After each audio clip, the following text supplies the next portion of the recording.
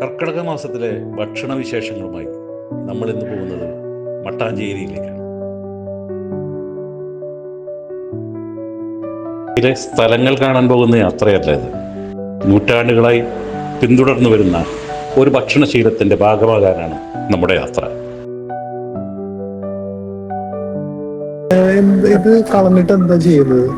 ഇതോ എന്നിട്ട് ഇത് കളഞ്ഞതിന് ശേഷം മറ്റേ പുഴുക്കലരി, പച്ചരി, തേങ്ങ, മുളക്, പുളി, മഞ്ഞൾപ്പൊടി, മുളക് പൊടി, കായ അതൊക്കെ ഇട്ടിട്ട് കരിയായിട്ട് അരക്കണം. പാകമുണ്ട് അതിന്. എന്നിട്ട് ഈ ഇലമേല് പുരട്ടിയിട്ട് ഒരു 5-6 ഇല വെച്ചിട്ട് റോള് ചെയ്യണം. 2 മണിക്കൂർ വേവിക്കണം. ഇത് കറി വെക്കാറുണ്ടോ? ഇത് കളഞ്ഞു കഴിഞ്ഞിട്ട് എല്ലാം കറി വെക്കാറുണ്ടോ? പിന്നെ തണ്ട് എടുത്തിട്ടും കറി വെക്കാറുണ്ട്. ഇതുപോലെ തണ്ടിന്റെ നാര് വലിച്ചെടുക്കണം. ഈ നാര് കളയണ എന്തിനാണ്? ഈ നാരിന്റെ അകത്താണ് ഇത് ചൊറിയുന്ന വെള്ളം ഉള്ളത്. അതുകൊണ്ടാണ് ഇത് കളയണത്. ഇത് കളഞ്ഞില്ലെങ്കിൽ തന്നെ ചൊറിയും. അതുപോലെ മാക്സിമം പറ്റണ നാരൊക്കെ എടുക്കണം. എന്നിട്ട് ഈ ഓരോ ഇലയിലായിട്ട് ഇങ്ങനെ ഇത് പുരട്ടിയിട്ട് മാവ് പുരട്ടിയിട്ട് 2 മണിക്കൂർ വേവിക്കണം. തോരൻ വെക്കുന്നത്? തോരനല്ല, കറി വെക്കില്ല. തോരൻ തണ്ടിന്റെ തോരനായിട്ട് വെക്കാറുണ്ട്. കറി എന്താ വെക്കുന്നത്? കറി ഈ ഇലയുടെ തന്നെ കുറെ തരത്തിലുള്ള അമ്പഴങ്ങ ചതച്ചിട്ടിട്ട് കറി ചെയ്യാറുണ്ട്, തൈരിട്ടിട്ട് കറി ചെയ്യാറുണ്ട്. പിന്നെ ഞങ്ങക്ക് അഷ്ടമി രോഹിണിക്ക് അച്ചിങ്ങ പയറ്, കായ, ചേമ്പ് അതൊക്കെ ഇട്ടിട്ട് ഇതിന്റെ ഒരു കറി അന്നും ഞങ്ങക്ക് മസ്റ്റാണ് ഇത് ചെയ്യണത് അഷ്ടമി രോഹിണിക്ക്. പിന്നെ ഞങ്ങളുടെ മരിപ്പിന്റെ ചടങ്ങിന് ഇത് മസ്റ്റായിട്ടാണ് 13 അടിയന്തരത്തിന്. എന്താണ് ചെയ്യുന്നത്? ഇതിന്റെ കറി തന്നെ. ഇതിന്റെ ഒരു കറി തീർച്ചയായിട്ടും വേണം അടിയന്തരത്തിന്. എങ്ങനെയാണ് കറി ഉണ്ടാക്കുന്നത്? അത് കറി ഇത് വേവിക്കും. പുളി ഇടും അതിനകത്ത്. ചെമ്മീൻ പുളിയാന്ന് വെച്ചാൽ ആ പുളിയൊക്കെ ഇട്ടിട്ട് വേവിച്ചിട്ട് തേങ്ങ അരച്ചിടും. ഇതിന്റെ ഗുണം എന്താണ്? ഗുണം ഈ അയേൺ ഉണ്ട്, ഇഷ്ടം പോലെ അയേൺ ഉണ്ട്. പിന്നെ കർക്കിടക മാസത്തിൽ നെയ്യുണ്ട് ഇതില്. അതുകൊണ്ടാണ് ഇത് കർക്കിടക മാസത്തിൽ കഴിക്കുന്നത്. കർക്കിടകം ചൊറിയില്ല എന്നുള്ളതല്ല, ഇത് ഏത് സമയത്തും കഴിക്കാം. കർക്കിടകത്തിൽ മാത്രം ഇതിന്റെ പ്രത്യേകത നെയ്യുണ്ടെന്ന് പറയുന്നത്. അതുകൊണ്ട് ചേമ്പില കുറെ ആൾക്കാർ ഇങ്ങനെ കർക്കിടകത്തിന് നമ്മുടെ ശരീരത്തിന്റെ ചൂട് അതെ ക്രമീകരിക്കാനായിട്ട് അങ്ങനെ ഉഷ്ണമല്ലേ ഇത്. ഇപ്പൊ ഈ തണുപ്പിന്റെ ഇതല്ലേ, അപ്പൊ ഇത് കഴിച്ചിട്ട് ഞങ്ങള് ശരീരത്തിൽ പുഷ്ടി ഉണ്ടാവാനൊക്കെ കഴിക്കുന്നുണ്ട്. ചേമ്പിലപ്പത്തിന്റെ ഒരു പാചക രീതി എങ്ങനെയാണ്? അതാ പറഞ്ഞത്. ചേമ്പിലപ്പം ഈ നാരെടുത്തിട്ട് വേണം വേവിക്കാനായിട്ട്. അതെന്താ ചെയ്യുന്നത്? എങ്ങനെ ഉണ്ടാക്കുന്നത് പറയാമോ? കറിയോ? അല്ല, ഈ ചേമ്പിലപ്പം അരി അരച്ചിട്ട് 2 മണിക്കൂർ വേവിക്കണം. ഇതിൽ പുരട്ടിയിട്ട് ഇതുപോലെ വെച്ചിട്ട് ഈ ഇല ഉണ്ടല്ലോ, ഇപ്പൊ ഈ ഒരു ഇല ഇതിന്മേല് ഒരു മാവ് പുരട്ടി വിചാരിച്ചിട്ട് ഇങ്ങനെ ഒരു ഇല വെക്കണം. ഇതിന്മേല് ഒരു ഇല വെച്ചിട്ട് പിന്നെ ഇതുപോലെ ഒരു ഇല വെക്കണം. അത് കഴിഞ്ഞിട്ട് പിന്നെ ഇതുപോലെ ഒരു ഇല വെച്ചിട്ട് ഇങ്ങനെ റോള് ചെയ്യണം. ഇതുപോലെ റോള് ചെയ്തിട്ട് ഈ വശം ഇങ്ങനെ റോള് ചെയ്തിട്ട് ഇതിന്മേലൊക്കെ മാവ് പുരട്ടണം. ഇതിന്മേലൊക്കെ എന്നിട്ട് ഈ രീതിയിൽ വേണം റോള് ചെയ്യാനായിട്ട്. ഈ രീതിയിൽ റോള് ചെയ്യും. ഇതിപ്പോ വെറുതെ കാണിക്കണേണ്. ഇത് ഡബിളായിട്ടാണ് ഞങ്ങൾ വേവിക്കാനായിട്ട് ചെയ്യുന്നത്. ഇതിന്മേല് മാവ് പുരട്ടി വെക്കും. 2 മണിക്കൂർ വേവിക്കണം. ഞാൻ 2 മണിക്കൂറാണ് വേവിക്കണത്. ചില സ്ഥലത്തൊക്കെ നേരിയ ചെറിയ വണ്ണുള്ളതാണെങ്കിൽ കുറഞ്ഞതാണെങ്കിൽ 1/2 മണിക്കൂറൊക്കെ വേവിക്കണവരുണ്ട് വീടുകളിൽ. ഞങ്ങൾക്ക് കച്ചവടത്തിനല്ല, അപ്പൊ 2 മണിക്കൂർ വേവിക്കണം എന്തായാലും. അത് വേണമെങ്കിൽ നിങ്ങൾക്ക് ജസ്റ്റ് നോക്കാം. ഇവിടെ ചെയ്തതുണ്ട്, വേണമെങ്കിൽ അത് വേണമെങ്കിൽ നോക്കാം, കഴിക്കാം. ചേമ്പിലോപ്പ് ഇപ്പൊ എത്ര രൂപ കൊടുക്കുന്നു? ഇപ്പൊ ഞാൻ കൊടുക്കണം 120 ഒരപ്പത്തിന്. 3 പേർക്ക് 4 പേർക്ക് കഴിക്കാം.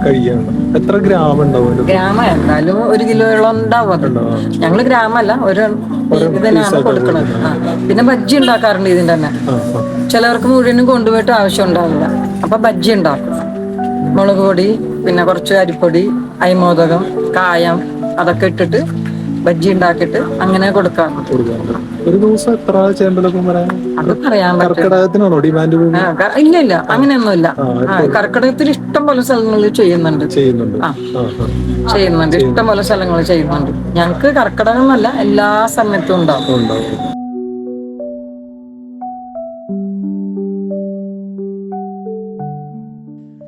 ചേമ്പിലപ്പം, ചേമ്പില തോരൻ, ചീരത്തോരൻ, മത്തയില കൊണ്ടുള്ള തോരൻ എന്നിവയാണ് പ്രധാന വിഭവങ്ങൾ.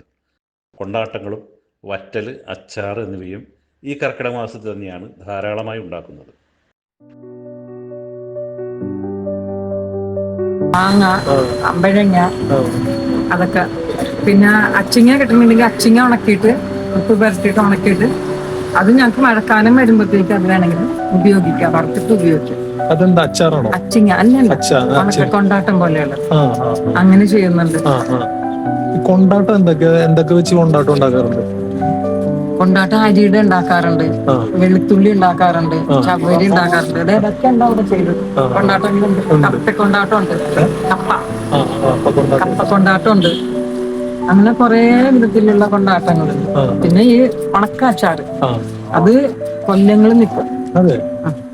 കൊല്ലങ്ങൾ നിൽക്കും. നെല്ലിക്ക, മാങ്ങ അത് ഉപ്പ് പുരട്ടിട്ട് ഉണക്കണം. ഒരു 2-3 വെയിൽ ഉണക്കിയിട്ട് പിന്നെ എണ്ണ, നല്ലെണ്ണയില് ഇത് ഉലുവ, കടുക് നല്ലോണം വറുത്ത് പൊടിച്ചിട്ട് എണ്ണ ചൂടാകുമ്പോ അതിനകത്തിട്ട് മിക്സ് ചെയ്തിട്ട് ഈ മുളക് പൊടി, കായ അതൊക്കെ ഇട്ട് മിക്സ് ചെയ്തിട്ട് പിന്നെ ആറിയതിന് ശേഷം എണ്ണ ഇട്ടിട്ട് കുറച്ച് വാട്ടണം. ഈ ഇതൊക്കെ നാരങ്ങ ആണെങ്കിൽ നാരങ്ങ, മാങ്ങ ആണെങ്കിൽ മാങ്ങ, എന്നിട്ട് ആറിയതിന് ശേഷം ഇത് മിക്സ് ചെയ്തിട്ട് ഭരണിക്കകത്ത് എടുത്ത് വെച്ചാൽ മതി. പിന്നെ ഒരാഴ്ച കഴിഞ്ഞിട്ട് നിങ്ങൾക്ക് ഉപയോഗിക്കാൻ വേണമെങ്കിൽ മാസങ്ങളോളം നിൽക്കും, ചീത്തയാവില്ല. പിന്നെ നിങ്ങൾ വേറെ എന്തൊക്കെയാ ഇവിടെ ഉണ്ടാക്കുന്ന സ്നാക്സ് ഐറ്റം? സ്നാക്സ് ബോണ്ട ഉണ്ടാക്കാറുണ്ട്. പിന്നെ ബിസ്ക്കറ്റ് റോട്ടി എന്ന് പറഞ്ഞിട്ട് മംഗലാപുരത്തെ കർണാടക ബൺസ്. പിന്നെ കേബേജ് വട, കേബേജ് അമ്പട എന്ന് പറയും, കേബേജ് വട ചെയ്യാറുണ്ട്. മുളക് ബജ്ജി, പിന്നെ മത്തങ്ങ ബജ്ജി ചെയ്യാറുണ്ട്. മുളക് ബജ്ജി, പീച്ചിങ്ങ ബജ്ജി അതൊക്കെ ചെയ്യാറുണ്ട്. കായ ബജ്ജി ചെയ്യാറുണ്ട്.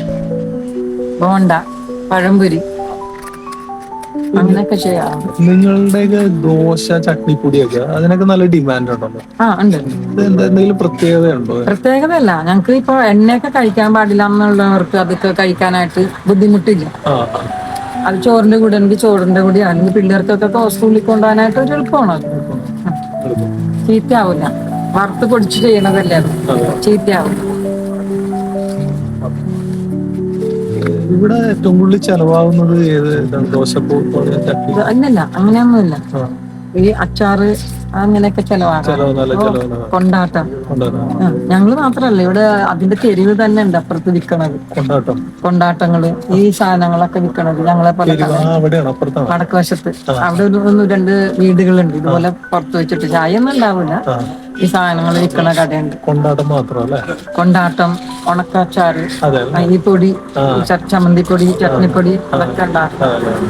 തിരുവനന്തപുരം സമൂഹത്തിന്റെ ഒരു ഭക്ഷണ രീതി വളരെ വ്യത്യസ്തമാണ്. വ്യത്യസ്തം എന്ന് വെച്ചാല് ഞങ്ങള് വെജിറ്റേറിയൻ അല്ലേ, അതുകൊണ്ടാണ് അത് അങ്ങനെ ഒരു പണ്ട് കാലത്തൊക്കെ വെളുത്തുള്ളി ഒന്നും കഴിക്കൂല, സവാള കഴിക്കൂല. അങ്ങനെയൊക്കെ കഴിക്കുന്നുണ്ട്. സവാള, വെളുത്തുള്ളിയൊക്കെ കുറവാണ്. കൂടുതലും ഞങ്ങള് വെജിറ്റേറിയൻ അല്ലേ. വാഴപ്പിണ്ടി, കൊടപ്പൻ, പിന്നെ ചേന, അതിന്റെ തണ്ട് അതൊക്കെ എടുത്തിട്ടാണ് ഉപയോഗിക്കുന്നത് കൂടുതൽ. നിങ്ങളുടെ കറികളിൽ എന്തായാലും ഒരു ഇലക്കറി ഉണ്ടാവും അല്ലെ? ഇലക്കറി മിക്കവാറും